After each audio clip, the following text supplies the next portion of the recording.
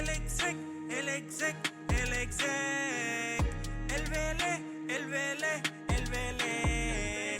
El fenómeno que todos quieren ser. El chamaquito que no pueden entender. How we doing, guys? Welcome to episode 164 of the Exec Talk Podcast. I am your host, Evelez Wasa. How we doing? Big things happened this past weekend. Records were broken. Playoff seedings were clinched and left for this upcoming week.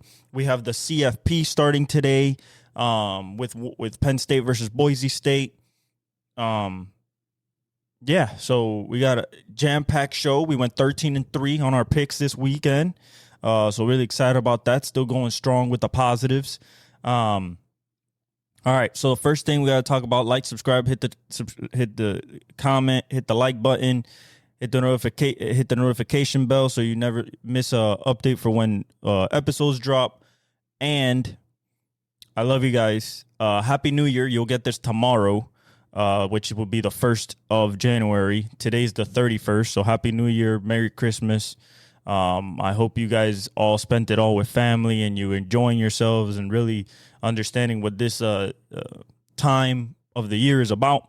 But on top of that, we have great football that matters, and, kind of the inevitable happening. So we'll get right into it. We'll start with a little bit of NBA news, though. D'Lo got traded back to the Nets for the Lakers to get Dorian Finney-Smith and Shake Milton. Dorian Finney-Smith is a better player than Vanderbilt offensively. He could shoot threes. He's a 3-and-D player, 6'9", 6'10", legit size. So hopefully Dorian Finney-Smith can, assist in that defensive front court and also allow for a dimension of three-point shooting from that 4 spot to allow also AD, LeBron, Austin Reeves, even Dalton Connect to be able to open up the floor a little bit more, not as congested in the middle with a guy like Vanderbilt, which couldn't shoot or can't shoot. So I think Dorian Finney-Smith will take that role. So we'll see what happens from there. Other than that, that's about it. That's about it. Now we get to what we came here for. So first of all, let's go through the CFP. Today we're gonna predict all 4 games. Today's Penn State, Boise State. Okay, in what is called, I believe, the Fiesta Bowl. It's 7:30 tonight at ESPN, and I'll be honest, a 3 seed versus a 6 seed. Penn State has the talent advantage. They have the talent advantage. They have, I believe, the coaching advantage. They have every advantage you can have. The only thing that Boise State has is Ashton Jeanty, which is a generational back. Do I think that Boise State, right now the line is at minus 11.5? Penn State's Drew Adler can't really, he's not that big of a passer. He can pass, but he's not that big of a passer. Got to see how Boise State's going to handle Tyler Warren, the best tight end in the country, and two of the best running backs in the country in Nick Singleton and Kaytron Allen. As for Ashton Jeanty, I mean, the guy has almost 2,500 yards, 29 touchdowns. Again, these are 2 running football teams. Now, the thing is that Penn State does have a big advantage on the D-line because of Abdul Carter. They're going to get after it. I think that Penn State will pull this off. I don't think if it's by 11.5, just because I know Penn State can't really pass the ball. It's gonna be running. Maybe they can run their way into a 12, 14, 21 point victory. But I think that Boise State is a you got to give Boise State a little bit of credit. We'll see how Penn State wants to attack Ashton Jeanty, whether they want to put 8 in the box and just leave one-on-ones on the outside, or blitz, or, really focus on just having somebody on him at all times, whether that's a linebacker just shadowing him or a safety or anything like that. So we'll see what happens there. But I think Penn State does have this in the bag. All right. Tomorrow, we have at 1, Texas, Arizona State. Now, this is a 13-point spread for Texas. This is the Peach Bowl. This is where Quinn Ewers could possibly build. I mean, not really, because it's against Arizona State, so it wouldn't count. Scouts probably wouldn't count it like that. But this is like a game or games coming up, because I expect Texas to either get to the championship or, be very good in the semifinals after tomorrow. I believe that this is a game for Quinn Ewers to build his draft stock a little bit more. Right now, it's not even a first rounder. He's not considered one of the elite quarterbacks of this class. I think once we get into combine and real draft implications, I think it's going to be Shador, Cam, and Jalen Milroe. People are not talking about him, but the legs that kid has, the deep ball accuracy, I think that is going to really pop out at the combine. And as people watch tape, kind of like a Jaden Daniels also, but Jaden Daniels was just a lot more accurate, a lot more polished. The legs were amazing, just like Jalen Milroe. Jalen Milroe has more of a Jalen Hurts type of body type, but faster. I think he has legit low 4.4, possibly 4.3 speed. I mean, Nick Saban has been saying that he was the fastest guy on the team for such a long time since he's been there. So, I don't know what Ryan Williams has to say about that, but, Ryan Williams is a freshman.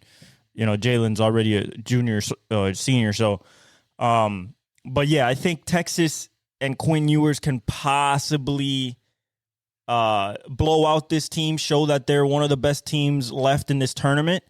And I don't see a scenario where Arizona State could really win. Quinn Ewers is not even over 3,000 yards yet, but he was hurt for four games. Quinn Travion. Oh, man, these names, man. Quinn Travion Wisner needs just, 27 yards to get to 1,000 for the year. They also have Jaden Blue. And then it's just like Penn State and Boise State, except Texas is better passing. But Cam Scatterbu is just like basically Ashton Jeanty. He has 1,500 plus yards, not 2,500, but 19 touchdowns on 263 carries. He's been the offense for Arizona State. And, he has, I think that that's going to be the what decides this game, how much of a blowout it is, or if it's going to be close. I think it's what are the Texas Longhorns going to do with Cam Scatterbu? Is it going to be 8 in the box and just try with Makuba on the outside and everything like that to just limit that passing offense for ASU? Or is it going to be same thing, put a spy on him wherever he's at? The thing is Scatterbu and Ashton Jeanty are just two guys that they're not going down by arm tackles. It's most likely going to take more than one guy to get them. You need 11 to the ball. You need the swarm tackle. You need to force them to stop their momentum.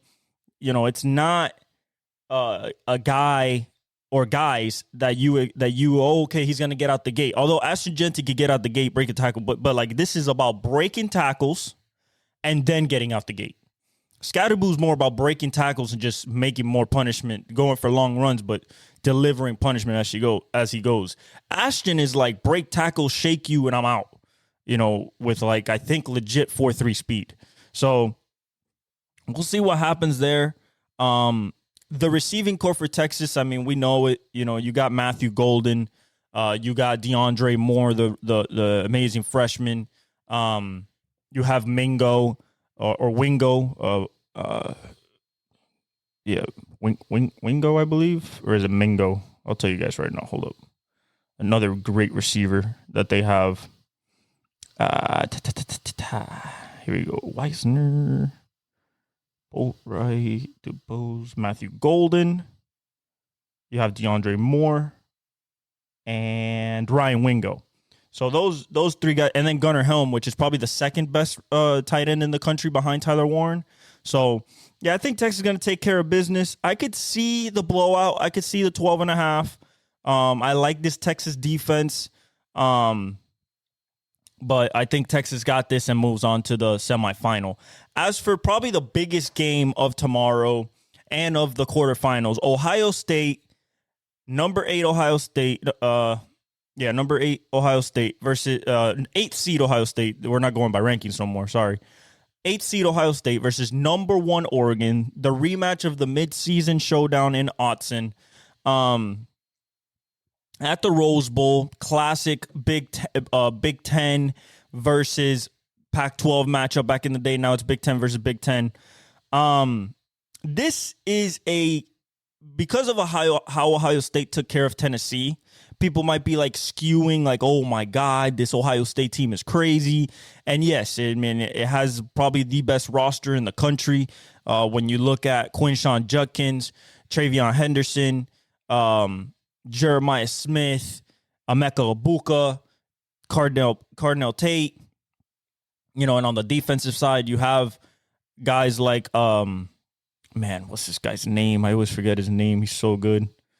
They have 2 of them, actually. Position, wide receiver, tight end, O-line. Here we go.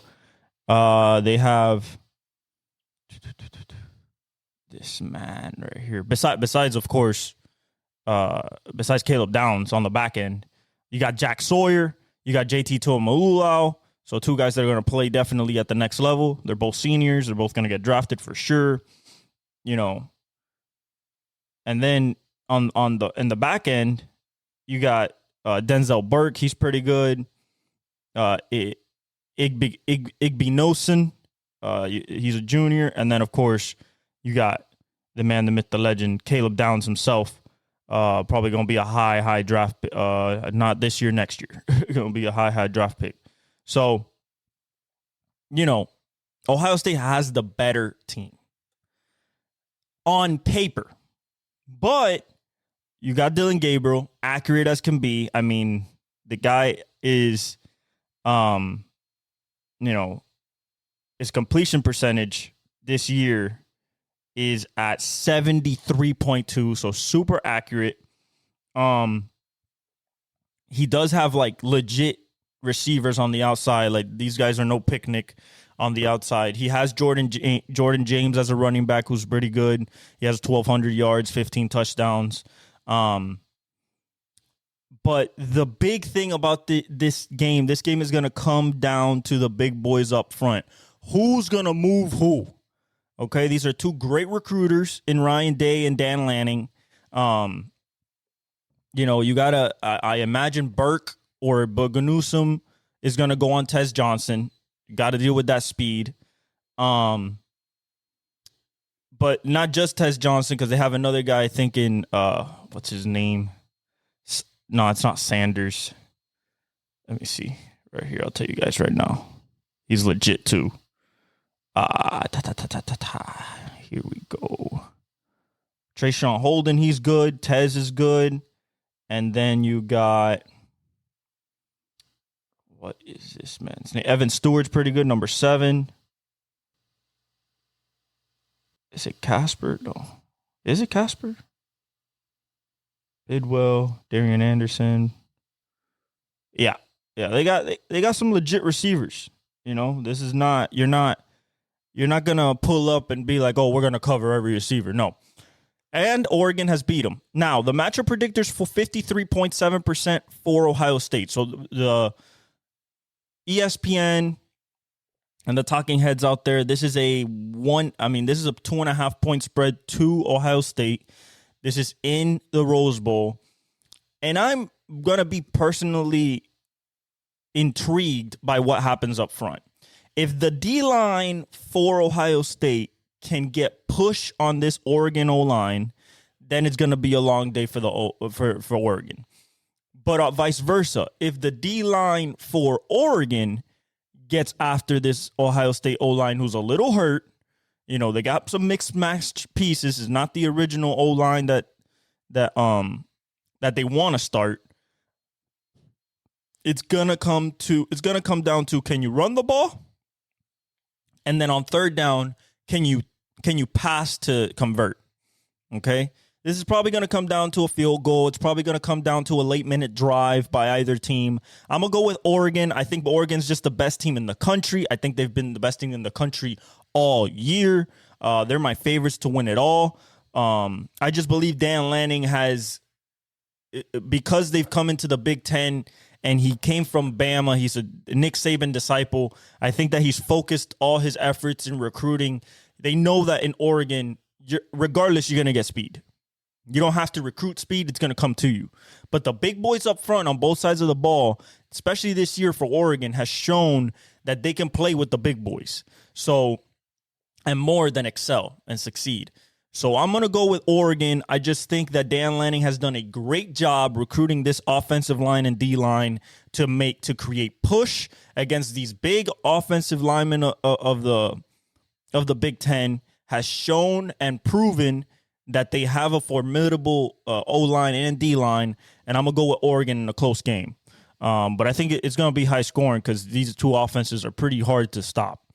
And then finally, you got Notre Dame, Georgia. Georgia's probably going to start a freshman at quarterback. Does that matter?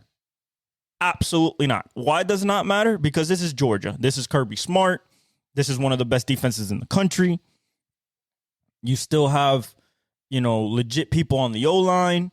Carson Beck had a UCL surgery, so basically like Tommy John-ish. Basically what Purdy had 2 years ago. You have Nate Frazier running the ball. You have Arian Smith being your top receiver. On the other side, you have Riley Leonard. He's not going to pass the ball much. Okay, he's not going to pass the ball much. He's going to rush. So it's going to come down to, can the Notre Dame O-line hold up against that vaunted, big, fast D-line of Georgia? Can these receivers get any type of open? It's probably going to be on Jordan Faison to try to beat man coverage. And then can Jeremiah Love run enough for Riley Leonard to have some type of success, not only on the ground, but when he does decide to throw it? And honestly, bro, this is literally like an independent school facing a two-time back-to-back national champion, only a year removed from that, or 2 years removed. This is still the same coach. This is still the same recruiter. And I think Georgia, in the Sugar Bowl, it is just, right now it's a -1.5 point spread for UGA. The big thing is gonna be the quarterback. Okay, the quarterback that's starting for the Bulldogs is, I'll tell you guys right now.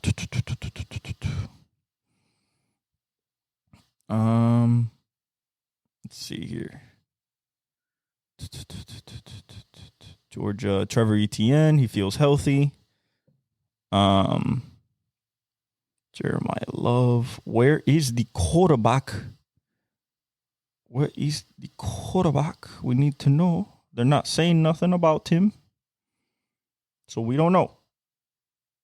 Nothing on the preview saying nothing about the quarterback. Oh, Gunnar Stockton. Gunnar Stockton's going to be your quarterback. They're going to try to get the lead early. That's just what Georgia does, and then hold on. But I'm going to go with Georgia just because of the experience, man. The experience that Kirby Smart has in these big games to win these big games late. He can win blowouts. He can also win close games. I think that he's going to have his freshman quarterback ready to go. It's going to be Arian Smith versus Ryan Clark's son on the outside, I'm pretty sure, which his name escapes me right now. I think it's Jordan. Yeah, Jordan Clark. He's going to get drafted this year. But I think Georgia has enough. So I'm going to go with Georgia in a close-ish game, but I'm going to go Georgia just because of that D-line getting after that Notre Dame front line and stymieing the run as much as possible. So Riley Leonard is forced to pass, and then I think the back end for Georgia takes over at that point. Okay? So we're doing that, and now we're going to the NFL. All right, so boom. Let's talk about I believe I broke down Seahawks, Bears, Ravens, Texans. Okay, so Chargers, Patriots, 40-7. This is what we expected. Ladd Maconkey had a great day. We're going to talk about the rookie receivers that have passed over 1,000 yards. It's never happened before. Brian Thomas Jr. for the Jaguars, stud. Brock Bowers has broken the record for Puka Nakua's receptions. And Mike Ditka's, I think, 63-year-old record for rookie tight ends in yards. He broke that. You have, of course, Malik Neighbors, over 1,000 and over 100 catches. And then you have Ladd Maconkey, also over 1,000 yards. 40-7, Chargers versus Patriots. I mean, there's nothing really to Chargers clinch their way into the playoffs. They're going to be a tough out just because of Justin Herbert. That defense is still really, really good. You got Khalil Mack. You have Joey Bosa. You have Derwin James. Justin Herbert went 26 for 38, 281, 3 touchdowns, no picks, no sacks, 116.2 rating. JK went 19 for 76. They got him back. That's very important because now they can establish the run a little earlier in the game. He scored a touchdown. They ran the ball 137 times for 147 yards as a team, threw it 38 times. Very good balance. Ladd Maconkey went 8 catches for 94 yards and 2 touchdowns on 10 targets. Quinn Johnston kind of finding his groove in his second year, 5 for 48 in 8 targets. He's going to have to be productive in the playoffs. If not, it's going to fall basically on Ladd Maconkey. Jordan Palmer went 4 for 41 on 6 targets. You have Darius Davis 2 for 29 and a touchdown on 2 targets. Stone Smart, the rookie tight end, 2 for 23 on 2 targets. So he delivered it around. They're 10-6 now. Derwin James recovered a fumble. They had 4 sacks by the defense. Tuli Tuipulotu got a sack. 2 sacks by Derwin James Jr. on blitzes, and then Khalil Mack got a sack. No interceptions, just really dominated the game. It was kind of close at the beginning, but once the Chargers really started to impose their will, it kind of became a blowout. Drake May went 12 for 22, 117, a touchdown, no picks, 4 sacks for 30 yards, 84.8 rating. They only ran the ball 20 times for 96 yards. They passed the ball 22 times, so pretty good balance. It's just not a lot of production, not a lot of first downs. Pop Douglas went 4 for 46 on 5 targets. Kayshon Boutte went 4 for 28 on 5 targets. Demario Douglas caught a touchdown. Kendrick Bourne went 2 for 22 on 4 targets. Austin Hooper 3 for 19 on 3 targets. May fumbled and lost it, and their defense didn't give him no sacks and no interceptions. They currently hold the number 1 pick. Do I believe that they're going to take Travis Hunter? No, I do not. They're not going to take Travis Hunter. I believe that what's going to happen is probably they're probably going to trade back. They know they need offensive line help. They know they need a wide receiver, but they have the most cap space of this offseason. So I think they're going to go after T. Higgins. They're going to offer him $33 million a year. I mean, he deserves it. We're going to talk about him in the a little bit later. But they need a lot. They need a lot on defense. They could take Travis Hunter as a DB, put him next to Christian Gonzalez, and have one of the best cornerback duos in the NFL. But they need people off the edge. They need a left tackle. They need a lot. They need a lot. They're not just a player away. So I think they're going to trade back, amass a bunch of picks, and try to rebuild this the right way. Gerard Mayo is seeming like he's gonna stay. I don't. If he were to get fired or let go, I would see Mike Vrabel stepping into those shoes. Kind of a seamless transition, really. Just a Bill Belichick guy, knows how to establish a culture. Really good coach. So that's my candidate. If they were to get rid, part ways with Gerard Mayo, but I don't think it's going to happen just because I think ownership in Kraft knows that Gerard Mayo was very limited this year. He did find his quarterback, which is very important. That's something that you can't go without. So he found his franchise quarterback. He's on a rookie contract, so you're going to be able to amass talent at every position that you need, and they need a lot. So with that number one pick, I think they're trading back, but possibly they might take Travis Hunter. Who knows? All right. Next, we got Broncos-Bengals. Okay, so it's 30-24. Really shouldn't have been this close, but that's the problem with the Bengals defense. They just allow too much. They just have Trey Hendrickson back there, to be honest.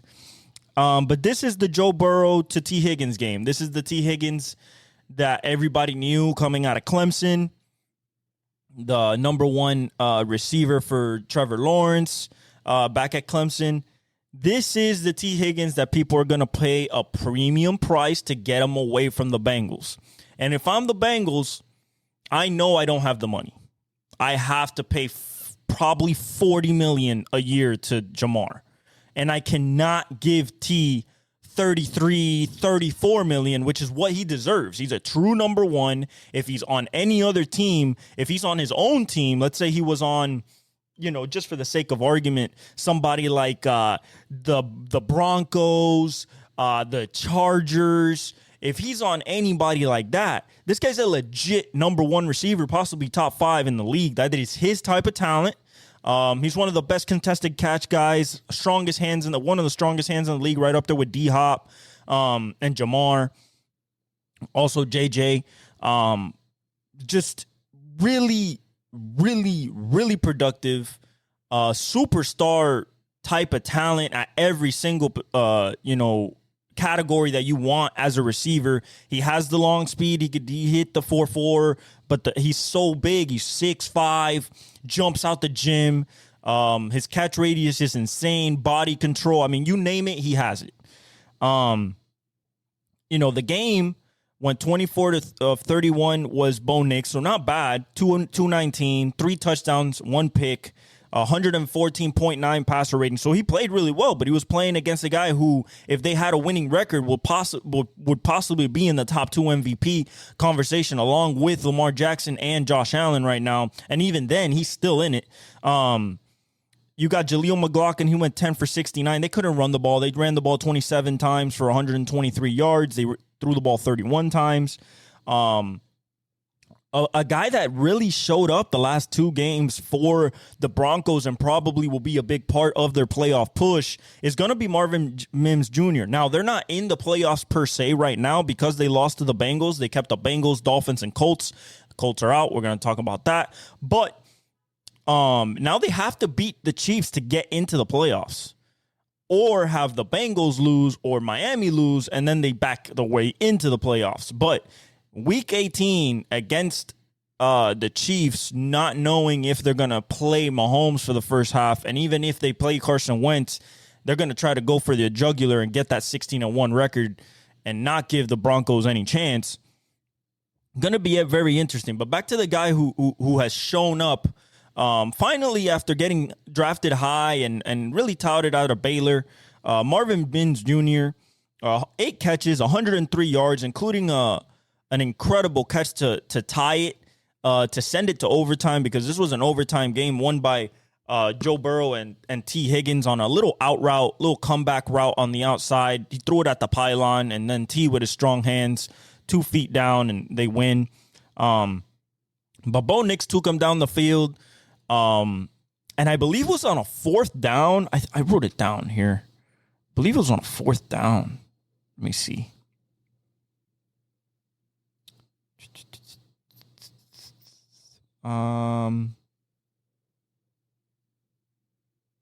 Okay, so I didn't write it down, so we're gonna go to the play-by-play after the stats. So Marvin Mims goes 8 for 103, 2 touchdowns on 8 targets, so he caught every single target. Cortland Sutton went 5 for 55 and a touchdown on 9 targets. Vele went 2 for 27 on 2 targets. Then you had Bo Nix. He fumbled, but he didn't lose it because Luke Wattenberg picked it up. And then Pat Surtain picked up a fumble as well. The guy that really got targeted this game that just came back, was having a great season, but came back from injury, was Riley Moss. He was the guy on T. Higgins. Obviously, with Pat Surtain on Jamar, you're going to have that island. You're going to throw sometimes, but not all the time. Try to move Jamar to try to get him free releases out of the slot, because anytime he's on the outside, Pat's with him. But that meant T. Higgins was basically one-on-one with Riley Moss the whole game on the other side. The Broncos did something really good, though, and that's going to translate to the playoffs, and that is that they got 7 sacks on this Bengals offensive line, which, of course, is not the best, but Joe Burrow masked a lot of those mistakes. But they got 7 sacks on this Bengals team. Zach Allen got 3.5 from the middle as a D tackle, which was insane. You got Jonathan Cooper, 1.5. You have DJ Jones, also a D tackle, a half. John Franklin Myers got a half a sack.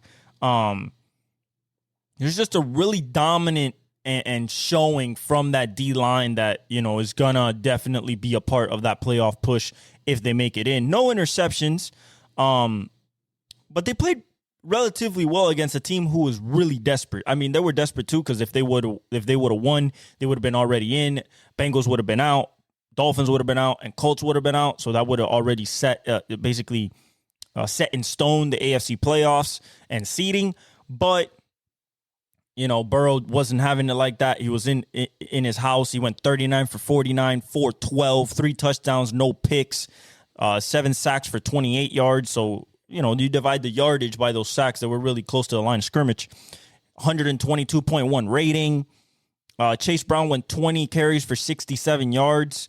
He got hurt at the end, but he's going to be okay. They ran the ball 28 times for 115, passed the ball 49 times. This is a passing team. They're going to try to like lacerate you with big plays. T. Higgins go 11 receptions for 131 yards on 12 targets and 3 touchdowns. I am talking about absolute disgusting type of production from T. Higgins, but don't think that Jamar got left behind either. He got 9 catches for 102 yards, no touchdowns on 15 targets. So he demanded the most targets while having Pat Surtain on him, and still put up a 100-yard game. 11.3 yards of reception. T was at 11.9. Mike Gesicki went 10 catches for 86 yards on 12 targets.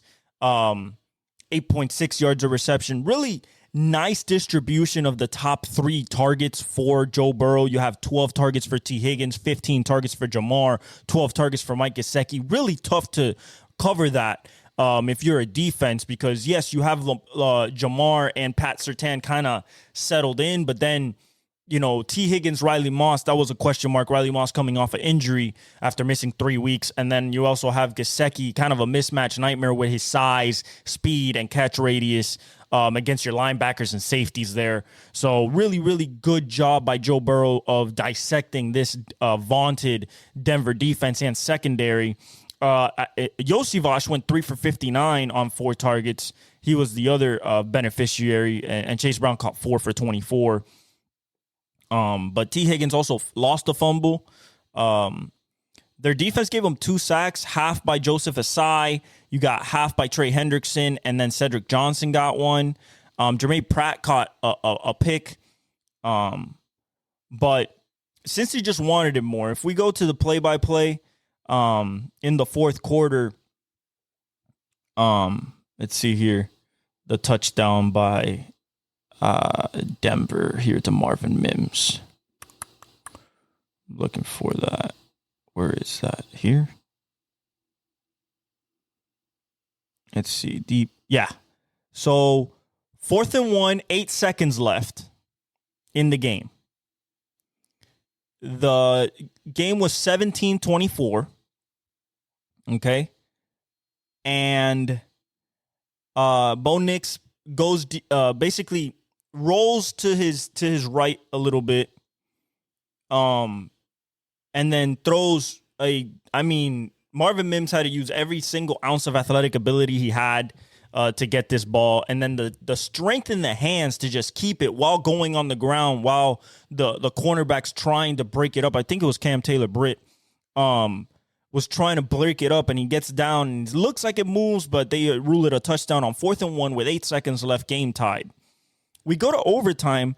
Bengals receive the possession, the coin toss. They go 5 plays and punt. Then the Broncos go three and out and punt. Then the Bengals take it all the way to a 33-yard field goal by Cade York. And then he misses it.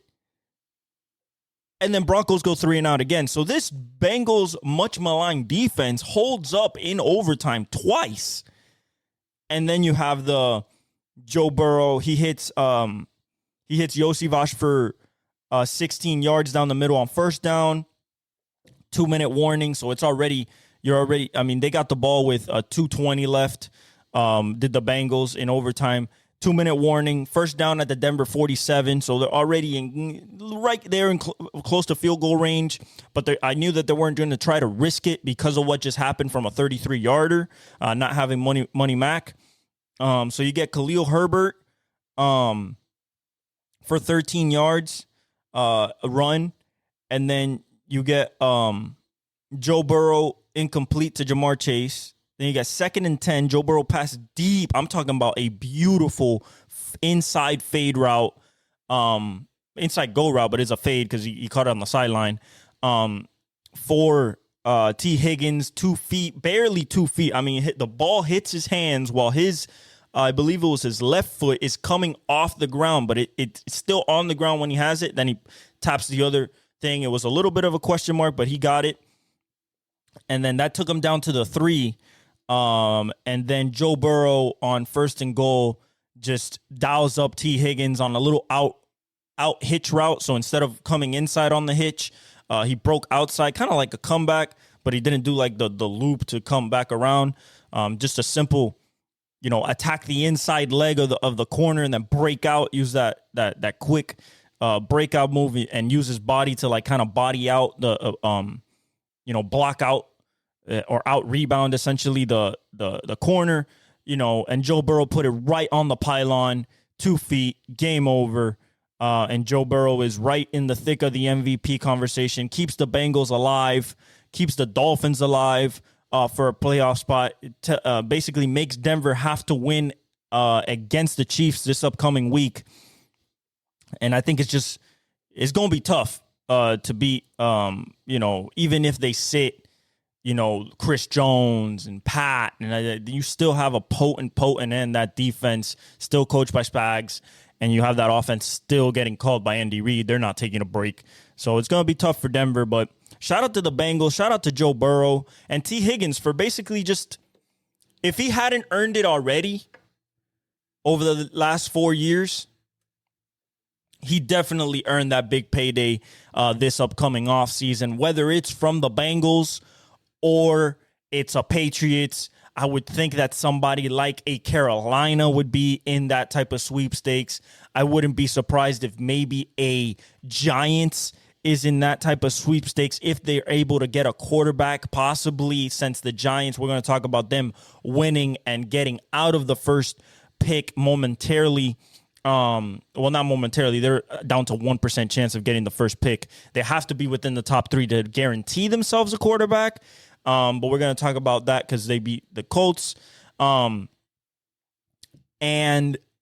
T. Higgins is a type of guy where if I'm Carolina, I get him for Bryce Young. If I'm the Patriots, I get him for Drake May.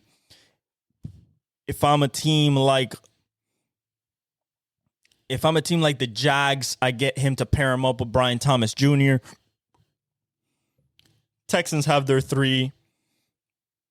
Possibly the Bills. You add him to Khalil Shakir and Keon Coleman and Matt Collins. That would be a good addition there for them. Commanders, put him next to Terry McLaurin, get him with Jaden Daniels. So those type of teams who just need one more weapon. Now, I don't want to say the Cowboys because the Cowboys probably going to take Ashton Genty. That's just kind of how I'm feeling right now. Jerry Jones is that type of guy to take a high running back. Did it with Ezekiel. Ashton Genty's a guy that I don't think that Jerry would pass up, especially with his backfield how it is, even though he probably believes a little bit in Rico Dowdle. But those are just a few of the teams where I would definitely go after T. Higgins. The Cardinals as well, put him with Marvin Harrison Jr. The Rams to try to maybe trade Cooper Kupp and bring in T. Higgins. The Titans, yeah, but they're not, maybe like a Raiders if they really want to go that way. The Saints. Honestly, the Dolphins a little bit as well. The Packers, if you want like a big time receiver. But yeah, those are the teams that I really think could use a guy like that in this upcoming offseason, even the Steelers, but I don't want them to go over there, to be honest. I don't want T. Higgins as a Steeler. I'd rather see him as a Bengal. But yeah, shout out to Joe Burrow, keeping the dream alive. He leads the league in passing yards. He leads the league in passing touchdowns. The guy is absolutely insane. He's definitely a top 4 quarterback in this league, along with Mahomes, with the Lamars, with the Allens, and the Herberts. He's just that good. We go to Cardinals, Rams 13-9. Not much to talk about this game. Just defensive, not a lot of big play offense. Kyle goes 33 for 48, 21, a touchdown and 2 picks, 4 sacks, 38 yards, 6.8 rating. They ran the ball 22 to 113 yards. McCarthy went 30 for 70. James Conner got hurt with a knee, but they're out of playoffs, so it doesn't really matter. He might be done for the season. Tyler threw it for 48 times. They ran the ball 22 times, so you just know he's not good. Trey McBride, really going to be a top 5 tight end for you to come on with Brock Bowers and Sam Laporta. And we'll see what happens with Michael Penix. But 12 receptions for 123 yards and a touchdown on 16 targets. Marvin Harrison Jr. goes 6 for 96 on 10 targets. Another good showing for the rookie. Just not maybe next year he'll definitely start to develop into that real number 1. He's just getting come into the league with type of package that Brian Thomas Jr. came with, a Malik Neighbors, even less talent at the quarterback position, just being able to dominate as rookies. But that season, 822 yards, nothing to sneeze at, 57 receptions, 7 touchdowns, an average of 40.4 yards a reception. So the guy is legit. It's just he didn't find it this year, really, I think next year he'll really dominate, especially if they add another receiver like Higgins on the other side for him to be even more open. Now with Trey McBride showing that he could be a legitimate option. They got no fumbles, so that's pretty good. Their defense got no sacks, and their defense got no interceptions. They need to really upgrade this defense in the offseason, whether that's through the draft. We try and intercept 9s. They're not going to be as high to get an Abu Carter, but there's other. They need a D end. They need somebody to pass. That is the desperate need right now. They cannot get pressure. With Venke, Venke's right. Am I tripping? I might be tripping. Hold up, guys. Let me double check this real quick. Yeah, Van Ginkel's with the Vikings. My bad, guys. I don't know why. Gardick. Oh, Dennis Gardick, yeah. But he's hurt, so he hasn't been putting in an impact in a bit. So for the Rams, You got Matthew Stafford go 17 for 32, 189. Nothing to sneeze at. No touchdowns, no picks, no sacks. 71 rating. I mean, just not a typical Stafford game. The last 3 games has been kind of like that. Williams didn't have a big game either. 13 carries, 56 yards. They couldn't establish the run. They got a touchdown out of him, which basically was the winning touchdown. They ran the ball 22 times as a team for 68 yards, 3.1 yards a carry. Not good at all. Passed it 32 times. Only 5.1 yards an attempt. Puka still had a day, 10 for 129 on 14 targets. He's basically the offense. Cooper Kupp got 1 reception for 29 yards on 3 targets. I think Cooper is starting to get long in the tooth. I think that his best day behind him, the injuries really caught up to him. Kyrie Williams got 3 for 16 for 3 targets. Tyler Higbee 2 for 9 on 3 targets. Yeah, it was the Puka Nacua show, and it was just enough. They got 4 sacks by the defense, 1 by Byron Young. Braden Fisk got 2, and Kobe Turner got 1. They got Cameron Kitchens with a pick, a kid from UM, and then Akilo Witherspoon got a pick as well. They just muscled the Cardinals, I guess you would say. Not necessarily at the line of scrimmage, but just, Puka being uncoverable and this defense creating turnovers and getting pressure on the quarterback. I think the Rams are a team that you don't want to see just because of Sean McVay and Stafford, but at the same time, it's not a team that you fear because Cooper Kupp is just not at that level. Although in the playoffs, he could really turn it on if he really wants to. He could have that Travis Kelce type of push the button and I'm all here all the time. Like, let's go. I wouldn't be surprised if Cooper can do that. But it's going to be a Puka Nacua dependent offense, a Kyron Williams dependent running game in the upcoming playoffs for the Rams. We have Jets-Bills 40-14, absolute massacre. Josh Allen trying to stamp his way to the MVP. Close at the beginning of the first half until they got to the second quarter, and Bills really started to pull away. Aaron Rodgers goes 12 for 18, 112, 2 interceptions, no touchdowns, 4 sacks for 26 yards, a 44 rating, one of the worst games of his career. Then Tyrod Taylor came in 11 for 14, 83 yards, and 2 touchdowns in garbage time with 131 passer rating, possibly trying to play himself to being the starter next year or being a backup somewhere else. Breece Hall goes 10 for 45, not a lot. They ran the ball 21 times for 112 yards as a team. Passed the ball a total of 32 times. Garrett Wilson goes 7 for 66 on 8 targets. Touchdown. Tyler Conklin goes 8 for 57 and touchdown on 8 targets. Devontae Adams 5 for 47 on 8 targets. So every single one of the options receiving wise, Tyler Conklin, Garrett Wilson, and Devontae Adams all got 8 targets, and we're around the same 6, 57, 47. Garrett Wilson only missed 1 target. Conklin caught all 8 of his, and Devontae caught 5 of his 8. But no extracurricular extra catch yak monster type of days for any of those 3 guys. Garrett Wilson fumbled. Tyrod Taylor recovered it. Tyrod Taylor recovered his own fumble. Garrett Wilson lost his.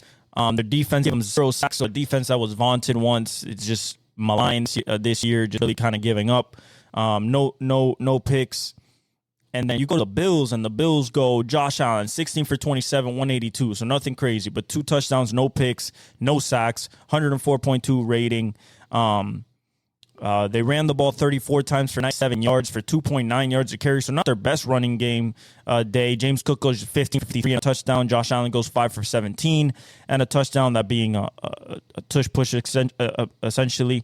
Their defense gives them their offense. Their was a rookie, Tyrell Shavers. He caught a big bomb, 1 for 69 yards and a touchdown. Amari goes 3 for 56 and a beautiful 30-yard reception. Jumps over, catches it, lands on his back, knocks the wind out of him. A great catch by Amari Cooper that we're expecting in the playoffs, where he's going to have to shine for this team. Matt Collins goes 2 for 33 on 2 targets. I mean, you're talking about Terrell Shavers got 1 target. Amari got 3. Matt Collins got 2. And Keon Coleman got 1. One of the crazy plays of Josh Allen, just rolls to his right, tells him to keep going left, waits on the DN to get closer to him, then lets it go. And Keon Coleman catches it over everybody. That was his 3rd touchdown of the day for Josh Allen. No, his 2nd touchdown of the day after the Amari Cooper pass. And Khalil Shakir was 3 for 25 on 6 targets. Keon Coleman led the team in targets with 7. Dalton Kincaid 2 for 24 on 2 targets. That's the guy that they're going to have to get involved in the playoffs. Dalton Kincaid, they really haven't used him. Neither also as Dalton Knox the same way. He went 1 for 4 on 3 targets. So I think those 2 tight ends are going to be a big part of their playoff push. Milano recovered a fumble. They got 4 sacks, one by A.J. Epinesa. They got one by Ed Oliver, half a sack by Greg Rousseau, and half a sack by Daquan Jones. Two picks, one by Christian Benford and one by Jordan Phillips. A big man interception on tip ball. They just dominated 40-14. Nothing to say here. The Jets are in a complete tire hell fire. What are they going to do with Aaron Rodgers? What are they going to do at the head coaching position? Just a lot of questions. The GM, a lot of questions for the Jets in their offseason. And then the Bills just lock up that 2 seed in the AFC and are ready for try to make a push to get that Lombardi. Next is the Poop Bowl. Titans 13, Jaguars 20.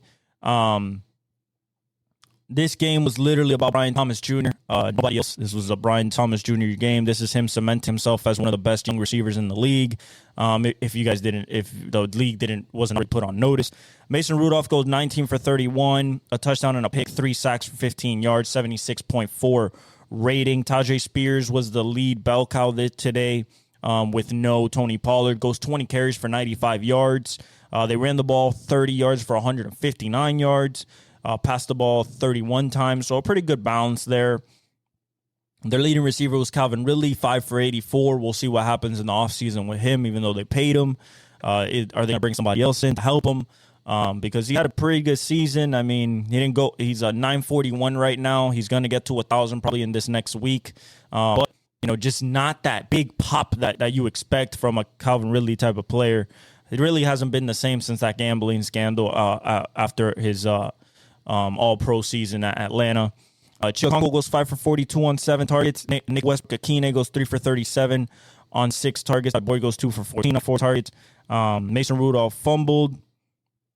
Tajay Spears fumbled. Calvin Ridley recovered one, and J.C. Latham recovered one. They got 2 sacks by the defense. Jerome Baker got a sack, and then James Lynch got a sack. No picks.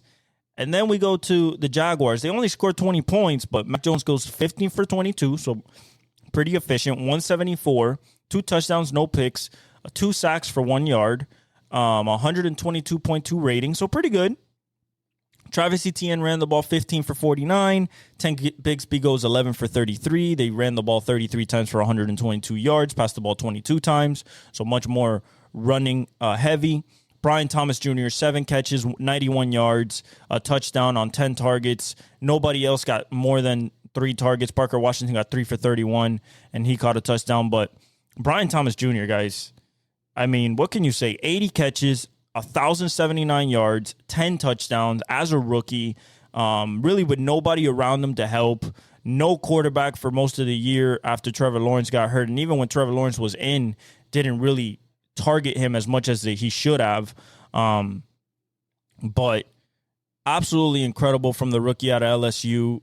Kind of what happened with Jamar Chase and JJ, except that these two came out of the same draft. JJ and Jamar were staggered by 1 draft. But Jaden Daniels being the Heisman Trophy winners, just like Joe Burrow that 2019 season, and 2 guys that are definitely going to be in the top 10 of receivers for a very, very long time to come, possibly have some receiving titles to their name, reception titles as well. I mean, the guy's just an absolute monster. Travis Etienne caught 1 for 26 on 2 targets. Just nobody else even coming close to any production.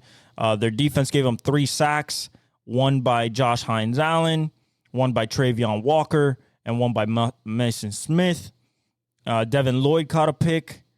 And they just, 4-12. What they need. Probably need another receiver, need another D-end, need another good corner, possibly a linebacker, more help on the offensive line. They need a lot of things. Now, do they need quarterback? I'm not sure. They just paid Trevor Lawrence $55 million. Doug Peterson's probably out. Who are they going to get? Do they go after a Mike Vrabel? Do they go after a Ben Johnson? Going to be really interesting who they go after this offseason for their coach. If they, in Black Monday, definitely Doug Peterson gets fired after the last game of the season. For the Titans, they need help everywhere. They need help. They got Skoronski on the D-line. They also have J.C. Latham. So I think their offensive line is pretty set up, even though they could probably add a center or maybe another guard or something like that. They need somebody else on the outside in the offense. They might need a running back. They're 3-13, and they need a quarterback. I don't think that Will Levis is the answer. They currently hold the 3rd pick. So if they want to get a Cam Ward or a Shador, whoever falls to them, that could be also a I think they do. They're going to keep probably Brian Callahan. I haven't heard anything about him get fired in his first year. So we'll see what happens, but they do need a quarterback and help at other positions. Now you got Buccaneers destroying Panthers. As I said, that would happen. Buccaneers trying to set up that division title. You have 48-14 as the score. It was close at the beginning, and then Bucky Irving, Mike Evans, and Jalen McMillan, along with Baker Mayfield, just take over. You have Bryce Young go 15 for 28, 2 touchdowns, both to Adam Thielen, or one to Adam Thielen and then Jalen Coker, 107.7 rating. He took 5 sacks for 38 yards, so Tampa got after him. Raheem Blackshear, with no Chuba Hubbard, goes 8 for 20 on the ground. They ran the ball 13 times for 39 yards, just abysmal. Just showing that run defense of Tampa Bay. They threw the ball 20 times for 203. Then you have Adam Thielen goes another good day for the veteran receiver, being the leading receiver for the team. 5 catches, 110 yards, 2 touchdowns. So he didn't throw Jalen Coker to Thielen. One long one, which was a 40-yarder, and then a corner, the end zone on the right side where he just jumped and toe-tapped. Thielen 5 for 110 on 6 targets. 2 touchdowns. Jalen Coker 2 for 35 on 2 targets. Xavier Legette 5 for 28 on 9 targets. I think he should turn into the number 1 in this upcoming season, unless they get a guy like T. Higgins and let Xavier Legette just learn more and more in his second season next year. Bryce Young fumbled twice. He recovered 1, and then Raheem Blackshear recovered his other. The defense gave him 2 sacks, 1 by Jaden Cremetti and 1 by Jadeveon Clowney. No picks. As for Tampa, Baker Mayfield goes 27 for 32, so really efficient. 359, 5 touchdowns, no picks, only 2 sacks for 10 yards, 153.0 rating, almost perfect. Bucky Irving goes 20 for 113. I think they found their star running back, their starting running back for the years to come. They ran the ball 40 times for 202 yards. This rushing offense and this offensive line is just getting after it on the ground. Is what they're going to need in the playoffs for sure. They ran the ball 40 times for 202 yards and passed it 32 times for 359 yards. So over, 500 yards of offense, almost 600. Bucky Irving just is the leading breaking tackle back in the league. Has breakaway speed, can catch the ball at the backfield. He could do everything. You got Sean Tucker, who's a big bruiser as well. Rashad White, who can catch the ball at the backfield as well. So a really good balance in the running game for them. Then you got Mike Evans go 8 catches for 97 yards. He needs less than 100 to get to 1,000. I think he will get it in week 18. He has 11 touchdowns, so another plus 10 touchdown season for him for the first ballot Hall of Famer in the future whenever he hangs it up. 8 catches for 97 yards, 2 touchdowns, 9 targets, just extremely consistent. Bucky went 4 for 77 through the air on 4 targets as well. Jalen McMillan showing up now that he's starting to get comfortable in the offense. 5 for 51, 2 touchdowns on 5 targets. He's going to be a big part of the playoff push as well. Peyton Durham, 2 for 36 on 3 targets and a touchdown as well. No fumbles for Tampa Bay. Really clean game. 5 sacks for the defense. 1 by Logan Hall. Yaya Diaby got 1. You got Anthony Nelson getting 1. Kalijah Cansey in the middle getting 1. And Chris Braswell getting 1 as well. No picks, but they really didn't need any. 48-14. Absolute massacre. Setting up Tampa Bay for possibly the division win. And a team that you probably don't want to see in the playoffs, especially with that running game. If you have a weak D-line or a weak run game, and then a guy that you don't want to see with the moxie, the want to of Baker Mayfield, with a guy like Mike Evans who's done it before at the biggest stage, and just a young team that's hungry with Todd Bowles, a good defensive coach, that has his defense humming right now. You got Raiders beating the Saints. Another guy we got to talk about, Brock Bowers. This was the Brock Bowers game. This game in 16 games, so you can't say anything about 18 games. He breaks the all-time receptions record for a rookie that Puka Nacua set last year, and then he breaks the long time, I think 1963 record, I think is when Ditka had it, or 1973, something like that, some like crazy record.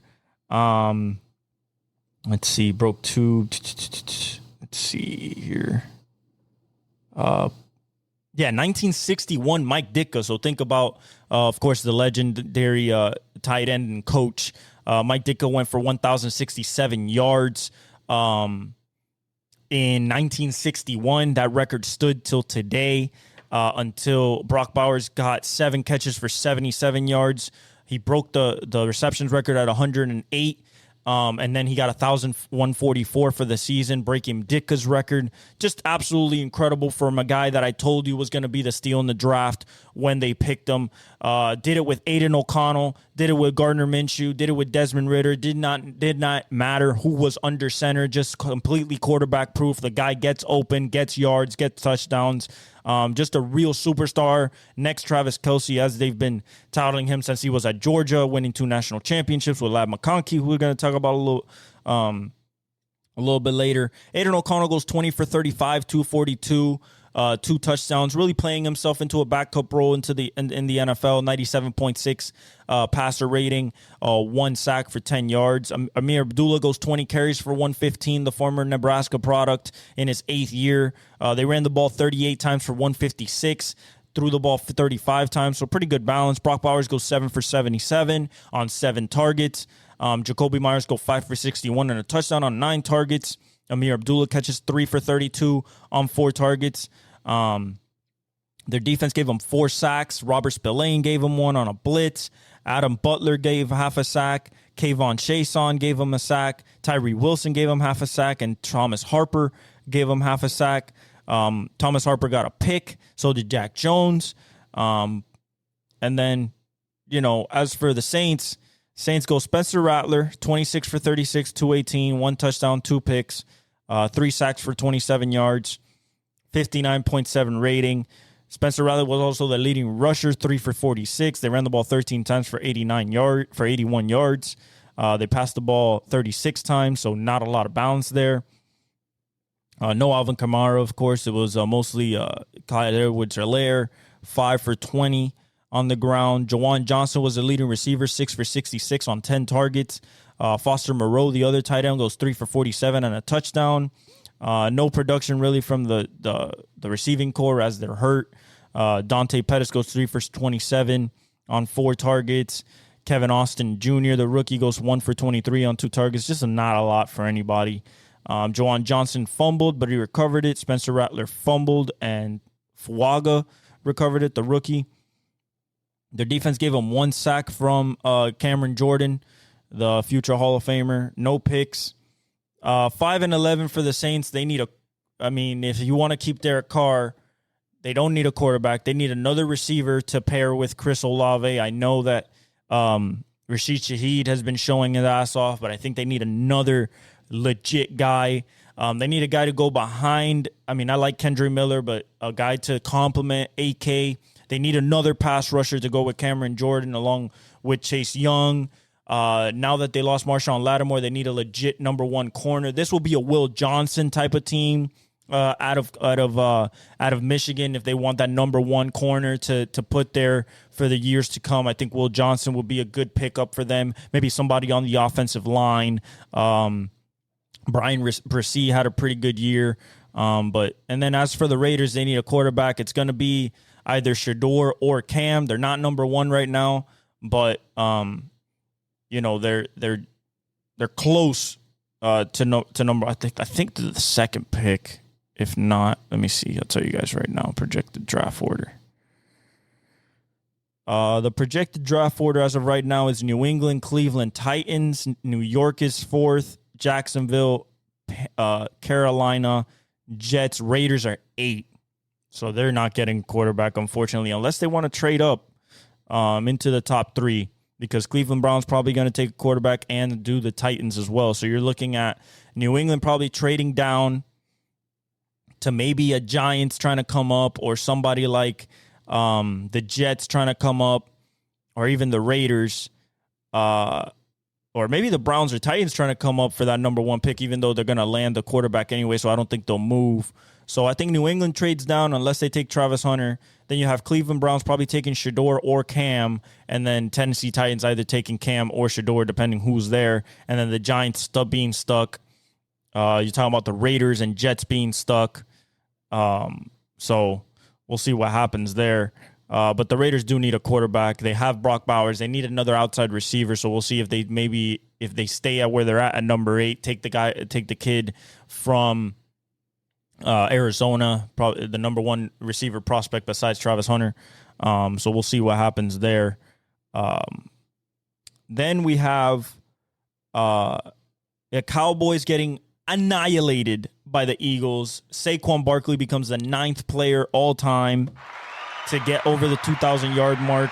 He's only 101 yards away to break Eric Dickerson's 1984 record. Next week, I think that they'll go in the first half, possibly the first play if they get the ball, or whenever they get the ball, try to set up one of those counter power plays with Lane Johnson pulling or something like that, try to get him out the gate, maybe get him an 80-yard touchdown at the beginning, or a big run to set him up to try to break it in the first half. If he doesn't break it, I think that he doesn't play the second half. We'll see if he even plays at all. There was no Jalen Hurts this game. It did not matter because even the third-string quarterback for the Philadelphia Eagles threw 2 touchdowns. Cooper Rush goes 15 for 28, 147, a touchdown, 2 picks, 50.7 rating, 1 sack for 7 yards. Rico Dowdle goes 23 carries for 104. So that's the bright spot, 30 carries for 127 as a team, 28 passes, 30 carries, pretty good balance for Mike McCarthy. Brandon Cooks goes 4 for 52 on the air with 8 targets. Jalen Tolbert goes 3 for 30 and a touchdown on 4 targets. Jake Ferguson 3 for 18 on 5 targets. Rico Dowdle lost the fumble, so did Jake Ferguson. Their defense gave them no sacks, so that offensive line just really kept Pickett and McKee clean. No interceptions by Dallas. And then Philly, I mean, they could have really put it on, but, you know, they decided to let off the gas, took Saquon out after he got over 2,000. Kenny Pickett goes 10 for 15 before getting hurt with broken ribs, 143, a touchdown, no picks, 119.6 rating, working himself either to a starting or backup role in the future. Tanner McKee, 3 for 4, 54 yards and 2 touchdowns when he came in, 156.2 rating, possibly paying himself into a backup role. Saquon, 31 carries. I knew that they were going to give him the ball. They had no Jalen Hurts, so it was going to be on Saquon. 31 carries, 167 yards, 5.4 yards a carry. Didn't get a touchdown, but they ran the ball 42 times for 179, 4.3 yards a carry, passed the ball a total of 19 times the whole game as a team. Devontae Smith, within those 19 times, 6 catches, 120, two touchdowns, just legit number 1 production. A.J. Brown, 3 catches, 1 was a touchdown for 36 yards on 5 targets. And then, you know, Jordan Davis recovered a fumble. Cooper DeJean recovered a fumble. They're only 1 sack. Jeremiah Trotter Jr. got a half a sack on a blitz. And then Thomas Booker, the 4th, got half a sack. CJ caught 2 picks and 1 took 94 yards for a touchdown. Other than that, just a domination. Shout out to Saquon Barkley for 2,000 yards in 16 games. They can't say anything about that. In his first season as an Eagle, the guy that they took number 2 overall has a chance to break Eric Dickerson's record against the team that traded him away in this offseason. The guy is an absolute one-of-a-kind talent. I think he's a future Hall of Famer at the position. Everybody who's 2,000-yard rusher is. That being OJ, Eric Dickerson, Terrell Davis, Adrian Peterson, Derrick Henry. CJ 2K might be the one that might not make it to to the Hall of Fame, and I think Herschel Walker did it as well. If not, it was Walter Payton. Don't misquote me on that.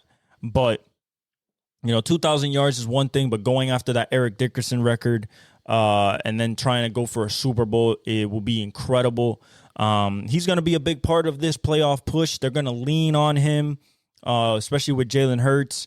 It's going to be, who do you want to take? Do you want to take your chances with A.J. Brown or Devontae Smith on the outside, or do you want to plug the box to try to stop Saquon? This is a legit one cut, one miss, one good block from a really good offensive line, probably the second best offensive line in the league, if not the first. Them and the Lions are kind of battling for that. Yeah, you got a problem when you're facing the Eagles. I think they're my favorite out of the NFC because of the Detroit Lions' mass of injuries on the defensive side of the ball. But this offense is prolific, so is this defense. With Quinyon Mitchell, Cooper DeJean, you have Jordan Davis, Jalen Carter, Nolan Smith Jr. You still have Brandon Graham. He's hurt, but he's still on the sideline coaching these kids up. Bryce Huff, Nakobe Dean, Bond. I mean, this team is stacked. Probably the best stacked team in the NFL, talent-wise, on both sides of the ball. Then you have the Giants playing themselves out of Shador Sanders or Cam Ward, beating the Colts 45-33, really putting it on. Malik Neighbors having another rookie career day. Drew Lock does well. Joe Flacco goes 26 for 38 for 333 touchdowns, 2 picks, 2 sacks for 10 yards, 90.1, 8.9 rating. Jonathan Taylor goes 32 for 125, 2 touchdowns, along with 26. They were the ball 33 times for 126, passed the ball 38 times. Alec Pierce goes 6 catches for 122 and a touchdown on 9 targets. Michael Pittman goes 9 for 109 and a touchdown on 10 targets. So really good production from the receiving core. Josh Dobbs 3 for 22 on 4 targets. But it just wasn't enough because the defense could not stop this Giants offense. Joe Flacco lost the fumble. Their defense got no sacks, no interceptions. And then the Giants Drew Lock goes 17 for 23, really efficient, 309, 4 touchdowns, no picks, 155.3 rating, probably the best Drew Lock of the career. Darrell Tracy goes 20 for 59, ran the ball 50 times for 80 yards, a touchdown. Passed the ball 23 times, and then Malik goes 7 for 170 with 2 touchdowns, along 15 where he breaks a tackle. Jamar Chase basically takes off and can get him on 8 targets, just showing out that he is basically the number 1 receiver that was taken in this year's draft. This guy is just like a Jamar Chase, that type of big ability, number 1, leak on diamond-crusted Cuban. He's going to be one of the best receivers in football for many, many years to come, just like his counterpart Brian Thomas Jr. at the Jaguars, just like JJ and DeMar, just LSU receivers is different. You have Wandale for 5 for 71, a touchdown as well. On 6 targets, Wandale is another guy that's going to be a great compliment to Malik for many years to come. Darius Slayton goes 1 for 3 and a touchdown on 3 targets. Tyrone Tracy fumbled, but then Jermaine Elomanur recovered it. Elijah Garcia recovered a fumble as well. Their defense gave him 2 sacks, one by Raheem Nunez-Roches, another one by Kayvon Thibodeaux.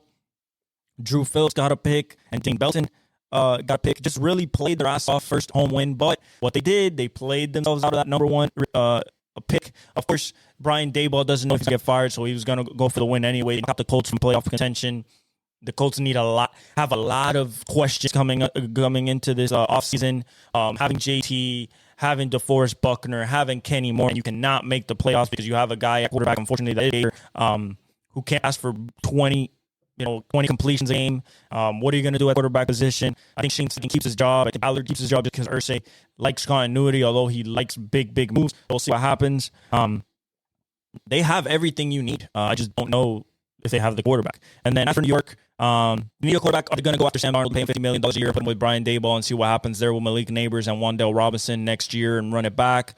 We'll see what happens. They try to go trade up to get a Shador or a Cam from 4-2, 4-3. We'll see what happens there. I believe that the Browns and the Titans are both going to be in league for quarterbacks, so they would have to jump them to go to the Patriots and be like, hey, I need number 1 pick to take a quarterback. We'll see what happens there. Shout out the Giants and Malik Neighbors. Just, another one of those rookies.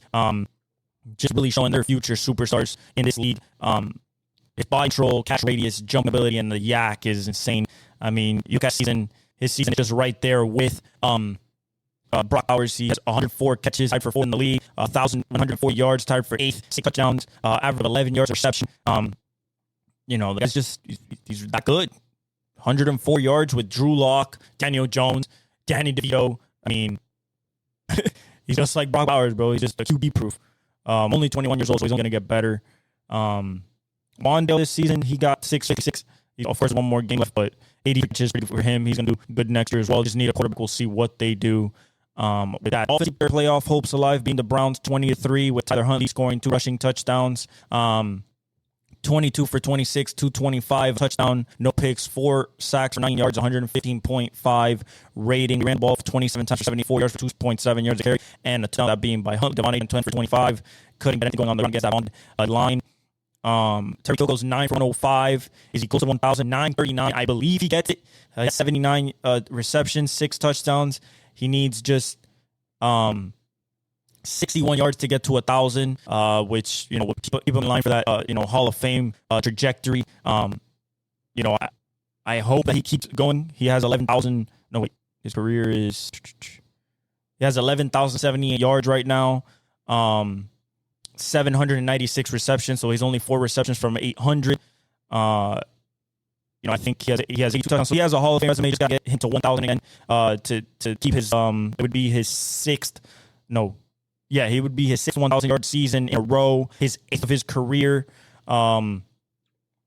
In 11 years in the league, 10th in the league. He has 1, 2, 3, 4, 5, 6. Would be his 7th 1,000 yard season.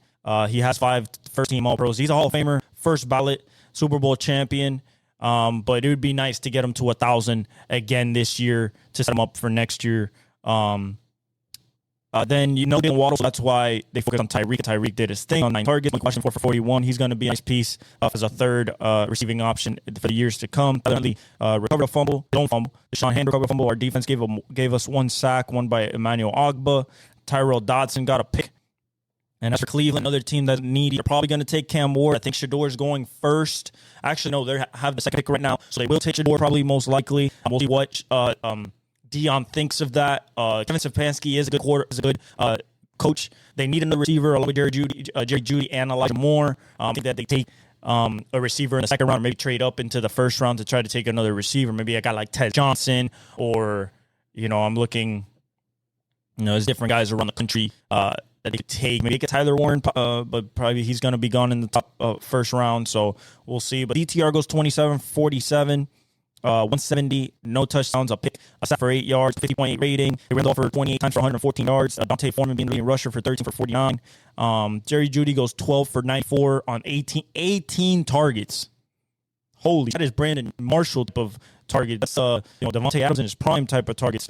Catches 12 for 94, no touchdowns. Jordan Akins goes 6 for 49 on 8 targets. Pierre Strong goes 3 for 15 on 5 targets. Elijah Moore goes 1 for 1 yard on 5 targets. Jerry Jeudy showing himself to be a true number 1. Finally, coming out of Alabama, highly touted route runner. He has 84 catches for 1,066 yards and 4 touchdowns. He's going to be the number 1 there for Shador or Cam, whoever they decide to draft. DTR gets fumbles and loses it. They get 4 sacks from that defense, 2 by Myles Garrett. Myles Garrett is now at 14 sacks, tied for first with Trey Hendrickson in the season. So we'll see who gets a sack title in the coming week. They got a sack by Isaiah McGuire. They got a sack by Cameron Thomas. No picks. Just couldn't do anything on the ground. Have a second overall pick, probably picking quarterback. As for Miami, our playoff hopes is alive. We need Broncos to lose, and then we win, and then we get in.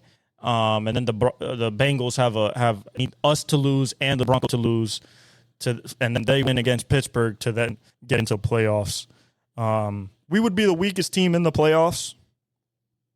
That's just bar none. I think we would be the weakest team in the playoffs, to be honest. I don't think that there would be a possibility for us to, to be able to really go up against anybody, especially if Tua's hurt. So we'll see what happens there. Vikings-Packers, great game, best game of the season. 27-25. Sam Darnold plays absolutely great.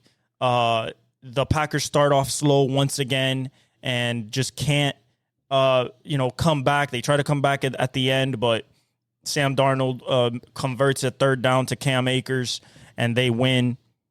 Really good game. Jordan Love, 19 for 30. Touchdown, no picks, 185 yards, 91.7 rating. Josh Jacobs, 17 for 69, touchdown.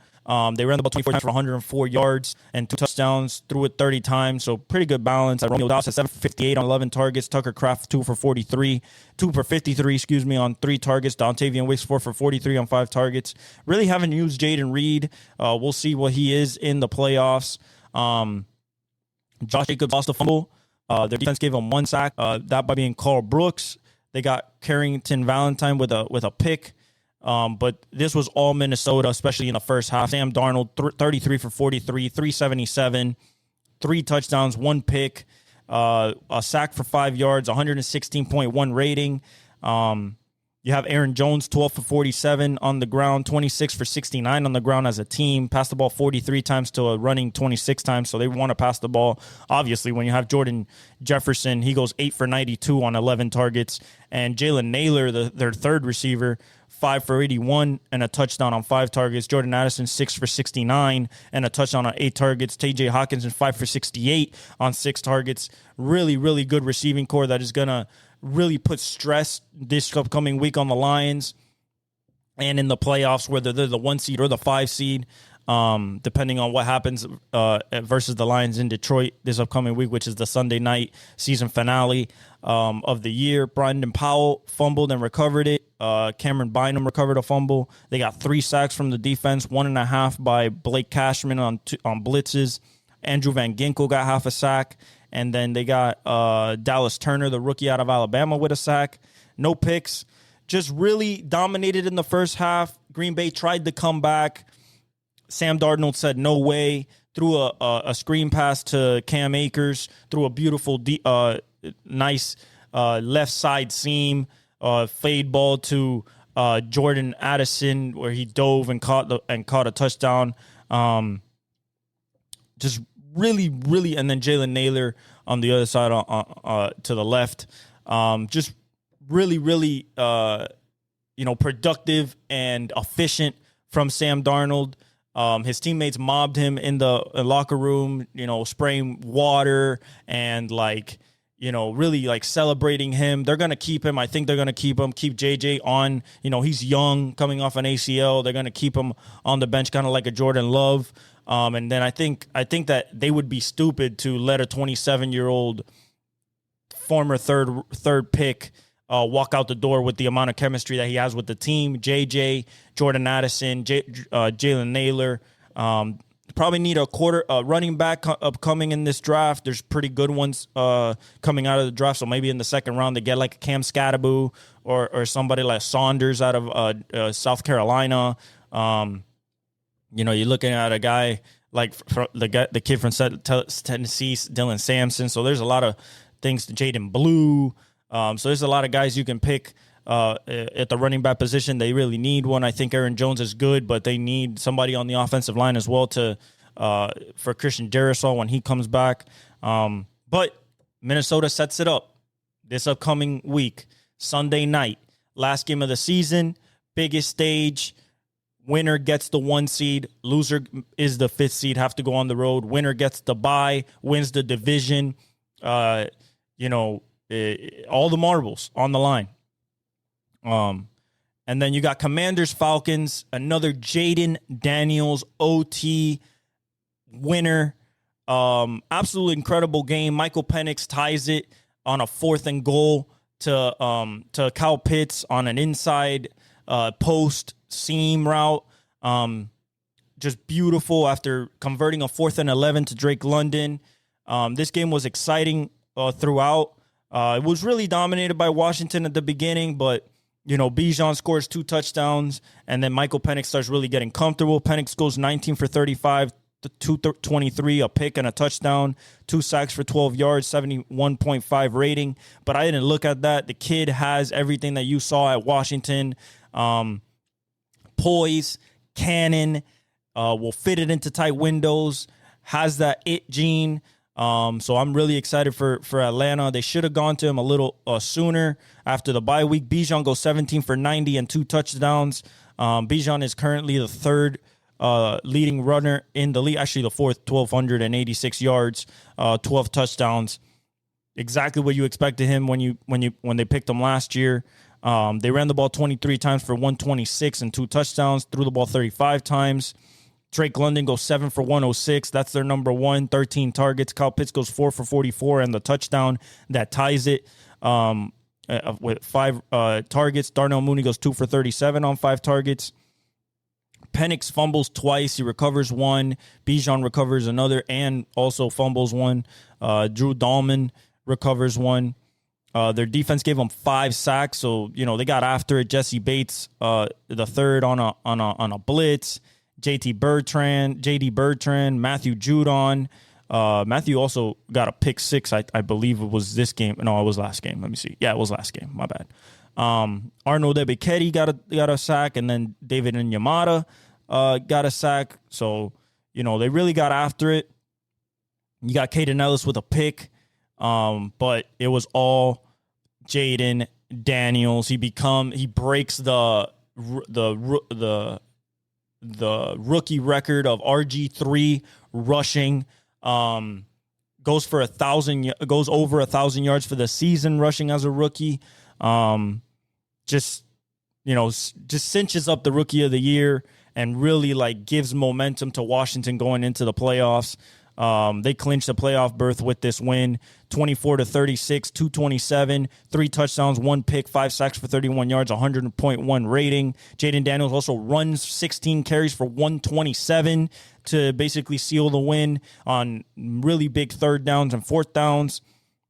They ran the ball 36 times for 216 as a team and a touchdown. Brian Robinson goes 13 for 60. They threw the ball 36 times, so 36-36, perfect balance by Cliff Kingsbury. Zacchaeus goes 8 for 85 and a touchdown on 9 targets. Ertz gets the game-winning touchdown on a little slant, kind of like a bounce route. He opens up outside and cuts inside. And then Jaden Daniels puts it right on the money. Zach Ertz goes 6 for 72 and 2 touchdowns on 7 targets. Jamison Crowder's 3 for 25 on 5 targets. The reason Terry McLaurin only got 1 for 5, AJ Terrell, one of the best cornerbacks in the league, was on him all game long, but it didn't matter. Jaden Daniels found Olamide Zacchaeus on big plays, even though he got a big drop. And Zach Ertz when it mattered the most. Jamison Crowder fumbled, but he recovered it. Their defense gave him 2 sacks, one by Dante Fowler Jr., and the other one by Dorrance Armstrong, a pick by Quan Martin. What can you say about Jaden Daniels, man? As soon as they got the overtime toss, I knew that it was basically over. Really good showing by Michael Penix. Atlanta needs more stuff off the edge. You need a premier pass rusher. You probably need another linebacker. Washington getting ready for the playoffs is going to be very interesting to see how they attack, who they have to face, whether that's the Eagles, the Vikings. We'll see what happens there, but it's going to be very interesting how people attack him and how he decides to attack them, especially with Terry McLaurin going against those legit cornerbacks. AJ Terrell took him out the game, but he found Jaden Daniels found a way to still be effective, especially on the ground. So we'll see what happens. As for Jaden Daniels' stats for the season, as I was saying, he has 25 touchdowns, 7 interceptions, a QBR of 72.4, 4th in the league, 3,530 yards, 14th in the league. But his running is what you got to see. His running is really remarkable for a quarterback, basically Lamar-esque, essentially. Let's see here, passing, rushing. Oh, my phone just died. Of course. Let me go over here to ESPN.com over here.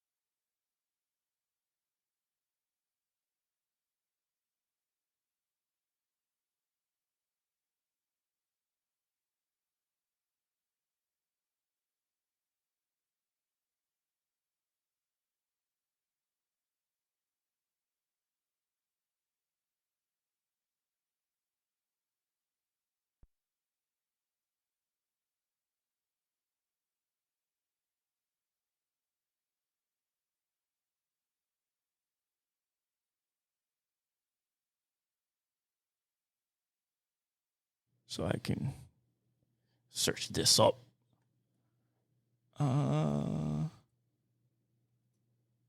So, yeah, shout out to the Washington Commanders going to the playoffs for the first time, I believe, since the RG3 season was 2015. Just a complete turnaround by the ownership. Everything impressive in his first year to do what he's done. The chemistry with Terry McLaurin. They need a second receiver.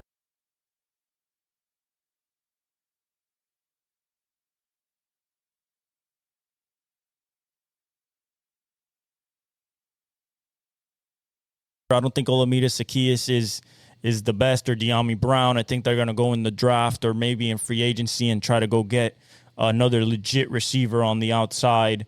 But really, really nice to see a rookie like him just kind of adapt that Lamar Jackson style of like running and passing as well. And he's only going to get better.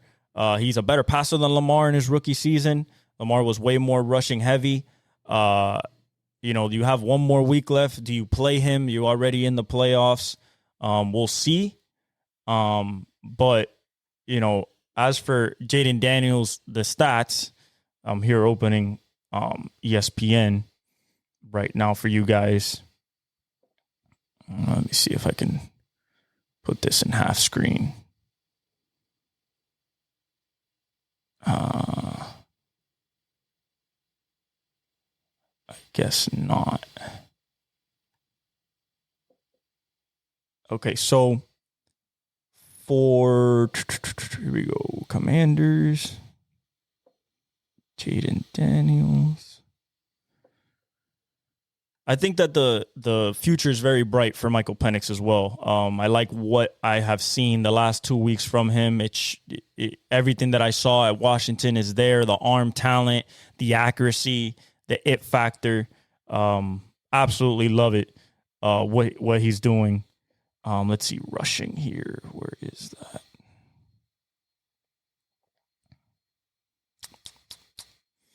Stats.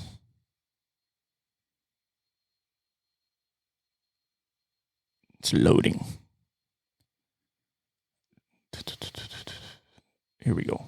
So he has 144 carries for 864 yards. I don't think he'll get to 1,000, but it's a great season for him. Unless this is without this past week's, it might be. It might be without this past week's performance.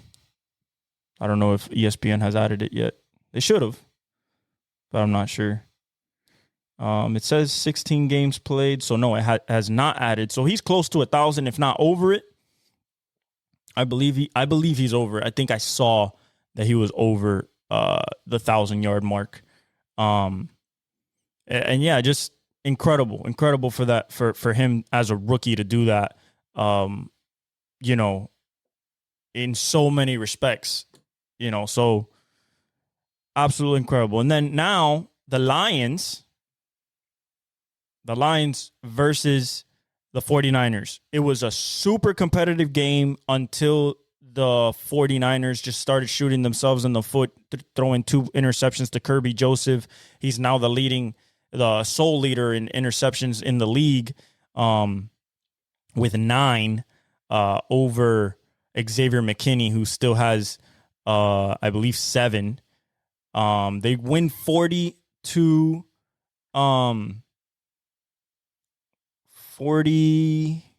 Man, the internet is slow because I'm recording, and I'm also since my phone died, I'm also searching up stats on my computer.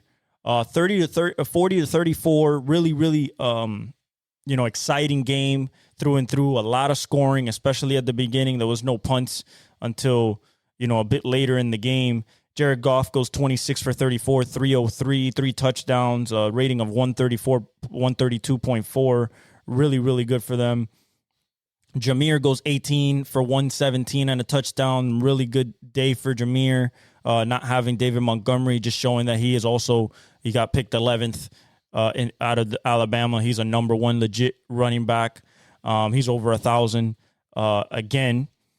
They ran the ball 33 times for 152 as a team. They threw the ball 34 times. They went for it on fourth down like 4 times, got it 3 times. They missed the extra point at the beginning, so it was 7-6, and they were always catching up. And then it wasn't until the third quarter where they got the 2-point conversion, got it to 21-21 after going for it on fourth down twice in the first half and not taking the points. But, you know, it's Dan Campbell, so you're not going to really bat an eye at that. That's how he is. That's how he plays. That's how he play calls. Jameson Williams, 5 for 77 and a touchdown on 8 targets. Sam Laporta, 6 for 64 and a touchdown on 8 targets. And then Amon-Ra, 8 for 60 and a touchdown on 10 targets. Also, Jameson Williams ran one in for a touchdown as well. No fumbles. Their defense gave them 2 sacks, one from Miles Adams and another one from Brian Branch on a blitz. Kirby Joseph got a pick, got 2 picks, actually. And then for San Francisco, they need to get people back. Okay, that's honestly what they need. Brock Purdy goes 27 for 38, 377, a career high. 3 touchdowns, but the 2 picks, costly one, especially late in the second half. 2 sacks for 12 yards, 116 rating. Josh Dobbs also went 3 for 4 in garbage time. Isaac Guerrero, 9 for 34, but was running really good at the beginning of the game. They ran the ball 18 times for 75 yards as a team, but they had to pass the ball as it was like a high-scoring game. So they threw the ball 35 times. 40 in total, but 35 from Purdy. Ricky Pearsall, really, really breakout game after getting shot in the offseason and, you know, working his way back, now showing that elite first-round talent that we saw at UF. 8 catches, 141 yards. He was uncoverable and a touchdown, really showing the disability, what's kind of a question mark for Detroit, just allowing 34 points to a team who's not playing for anything. But a team that's good nonetheless, even though they're hurt. George Kittle goes 8 for 112 on 8 targets. So they really went off. Kittle and Ricky Pearsall. Jawan goes 7 for 67 on 10 targets. Isaac Guerrero goes 4 for 65 through the air on 4 targets. They got fumbles from Debo. That was covered by Tatum Bethune. And then Jawan Jennings fumbled as well. Their defense gave them 2 sacks, one coming from Nick Bosa, I believe. Let's see here. Nick Bosa got both sacks. So being dominant as usual. No picks.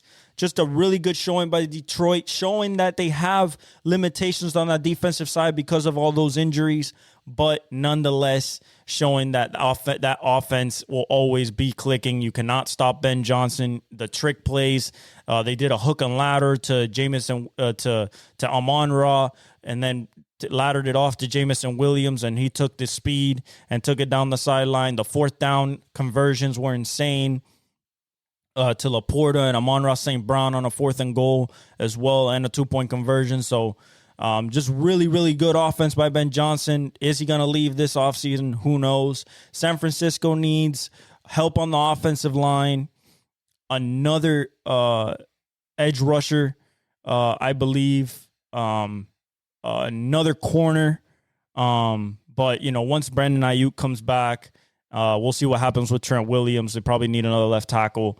But, you know, I think Kyle Shanahan and Lynch are going to figure it out. They're really good at drafting people. So I think they'll be back next year. Detroit goes home to face the Vikings, both 14-2 teams playing for the number 1 seed, the bye, and number 1 seed in the playoffs. And home field advantage throughout the NFC playoffs. So the big marvels are next week. We went 13-3 this week, so really, really good. Really, really, really good. The Lions also have a chance if David Montgomery comes back next week, although I don't think he'll get a 300-yard rushing game. But they have a chance at having 4 guys over 1,000 yards, 2,000-yard rushers, and 2,000-yard receivers with Jamison Williams and Amon-Ra St. Brown, but I don't think that's going to happen. Would be cool, though. If David Montgomery didn't get hurt, I'm pretty sure that would have happened. As for the NBA, the standings as they are right now, let this thing load. Let's see here. The standings for the NBA. So we have Cleveland 5 games above the Celtics, really creating separation there. Then the Knicks are just a half a game behind the Celtics. So the Celtics 5-5 in their last 10, really sputtering. This is the 3-ball thing. You know, they'll find their rhythm again once their defense starts picking it up again. I'm not worried about them. We still have to deal with them in the playoffs regardless, no matter what seed they are. New York Knicks are 5.5 back. They're winning a lot. They've won 8 in a row, 9-1 in their last 8. Cats playing well. Jalen Brunson just scored like 55, I think. So they're all playing really well. Mikal Bridges is showing off his skill as well. Orlando Magic with no Paolo, no Franz, no Mo, just Jalen Suggs. 9. They're just 9 back of the number 1 spot. So there's the separation between 3 and 4 there. Atlanta jumped into the 5th seed, 10.5 back. Milwaukee is in the 6th seed at 11 back. Miami is in the 7th seed at 11 back. 12.5 is Indiana Pacers in the 8th seed. Chicago in the 13.5 back in the 9th. And Detroit 14 back. Then you have 76ers 14 back. So right there for the play-in. Brooklyn Nets 16 back, and then Charlotte already 21 back, Toronto 21 back, and Washington 22 back. Their seasons are over. Essentially another highlight hooper season for LaMelo Ball, unfortunately.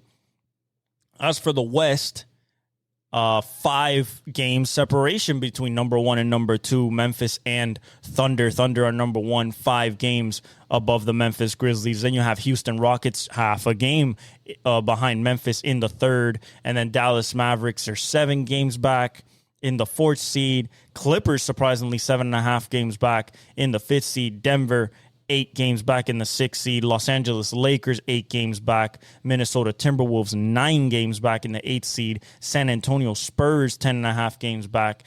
And the Golden State Warriors last right now in the play-in at 10.5 games back. 3 of 7 in their last 10. Just really struggling right now. Need the trade to happen, whether it's Jimmy Butler or anybody else that they're going to bring in. We'll see. Phoenix is kind of disappointing right now. 11 games back in the 11th seed. Sacramento, 13 games back in the 12th seed. And Portland, 15.5. Utah, 19. And then New Orleans in hell at 22 behind. You know, we're really starting to get a clearer picture of who the real big dogs are. Of course, you're going to have Boston. Cleveland is really showing that they are definitely somebody to mess with this year.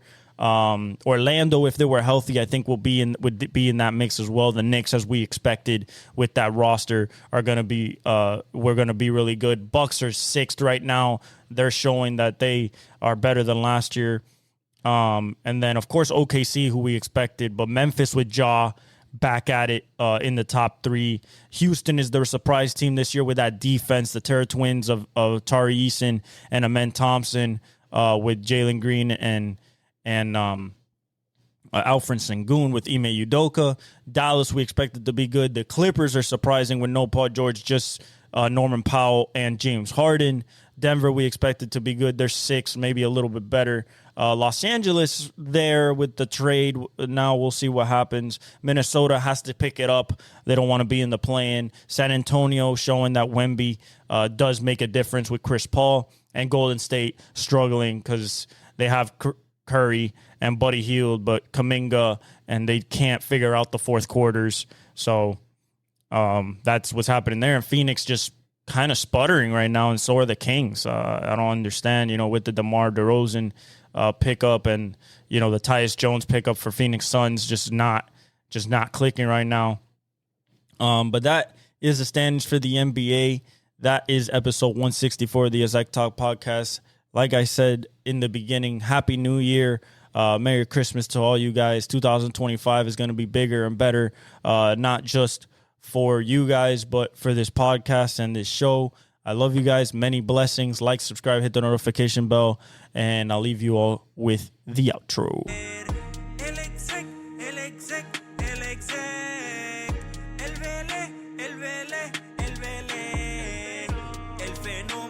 Que todos quieren ser el chamaquito que no pueden entender.